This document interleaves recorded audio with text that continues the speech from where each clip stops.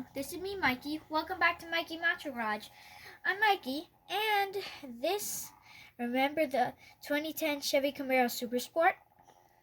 Well, here it is on a black turntable, which my dad got. And this is the outside with black. And also, you can see the little Camaro if you couldn't see. That's too bad. But first thing, there we go. Open the door. Just wait for it to spin. There you go. You could see that. You saw that fire extinguisher, right? We got seat belts in it. This is the review for the 2010 Chevy Camaro Super Sport. And this is me, Mikey, talking. And here's the engine bay with the red supercharger and engine.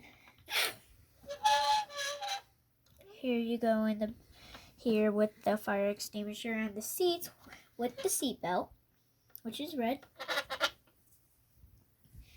And you can see the parts of the doors. Has an awesome stereo system. And it also has these